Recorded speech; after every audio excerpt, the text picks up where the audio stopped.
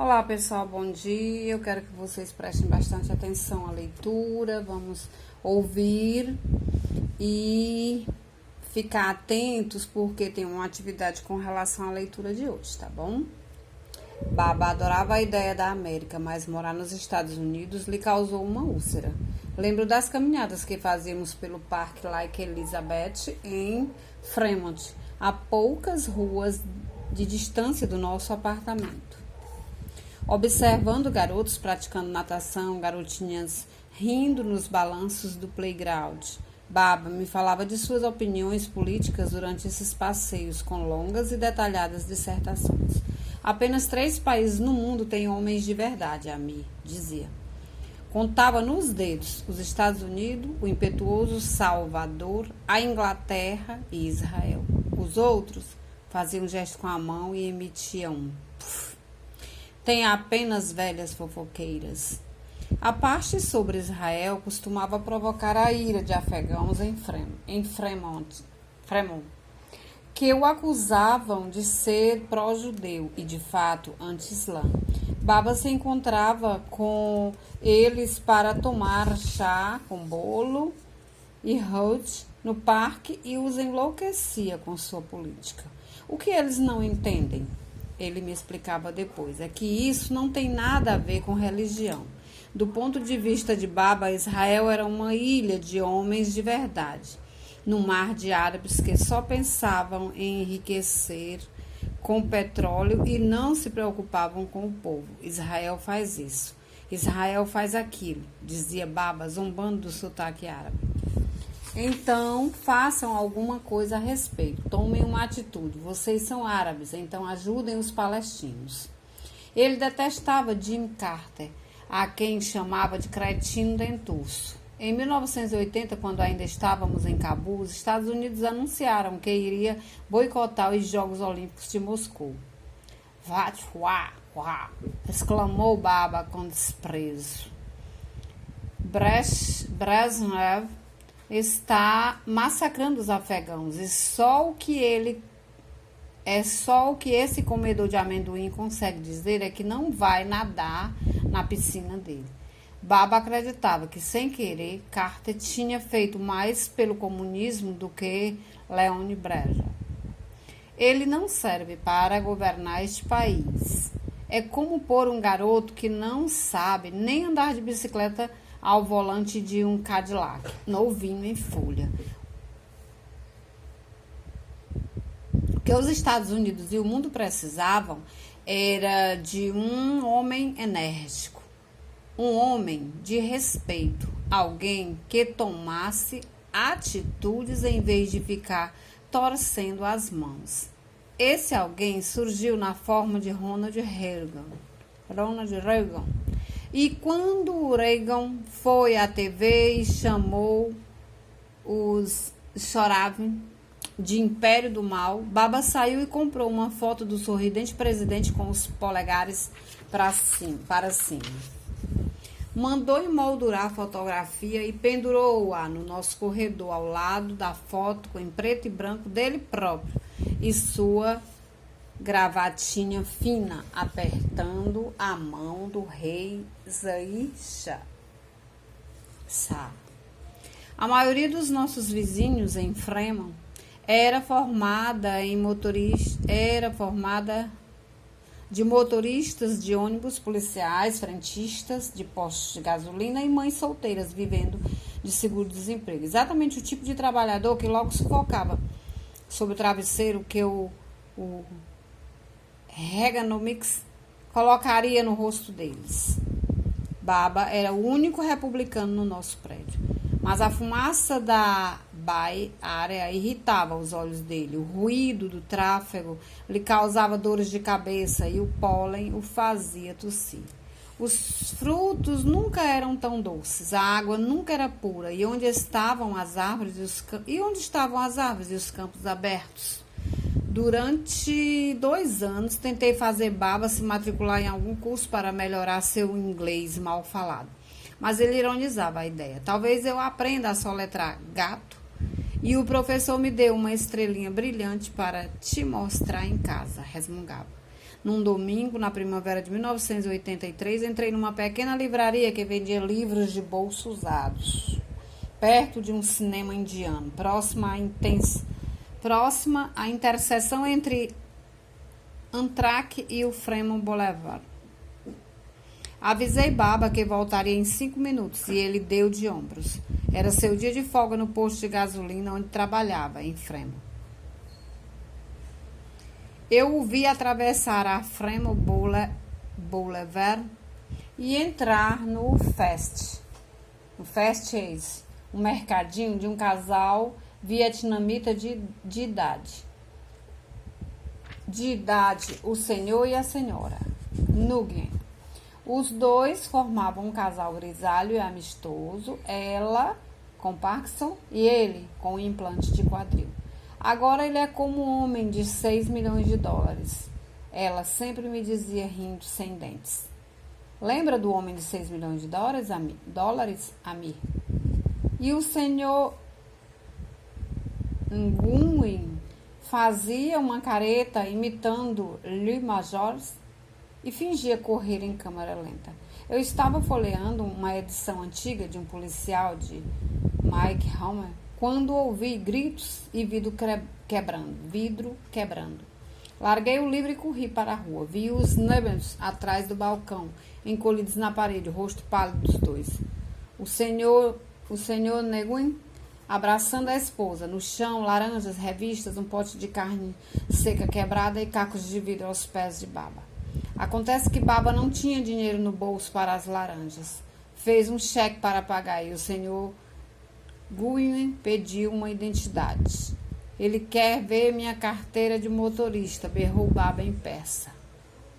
Faz quase 2 anos que compramos essas drogas de frutas e enchemos o bolso dele de dinheiro. E o filho de um cão quer ver minha identidade. Baba, não é nada pessoal, disse sorrindo para os nuvens. Eles precisam pedir sua identidade. Eu não quero que você venha mais aqui, disse o senhor Nguyen, postando-se na frente da esposa e ameaçando Baba com a bengala. Virou-se para mim.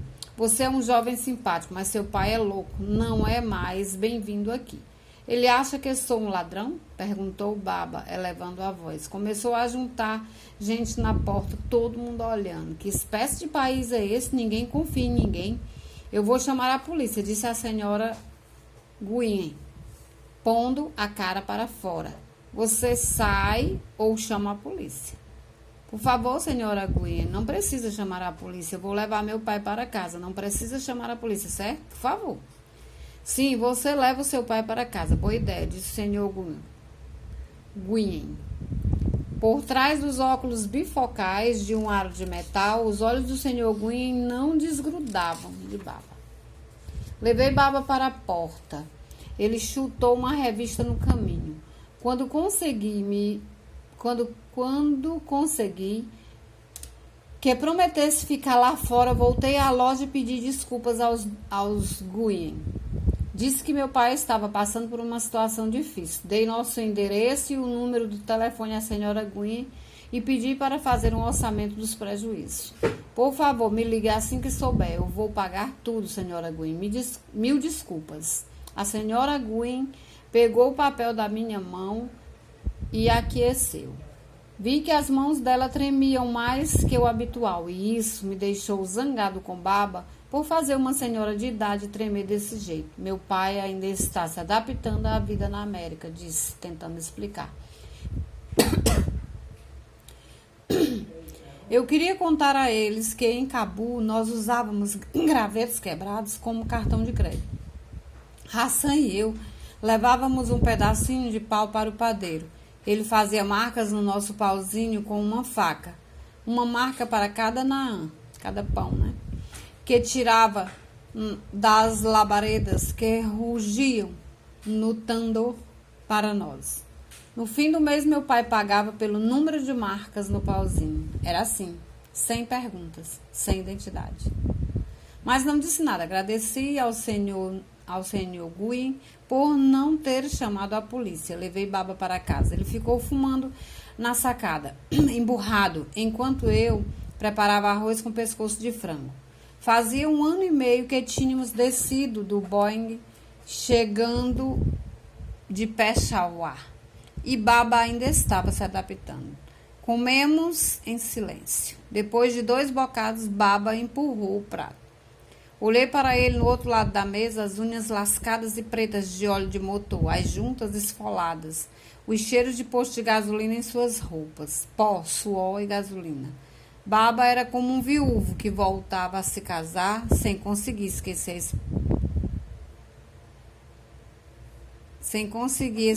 a esposa morta.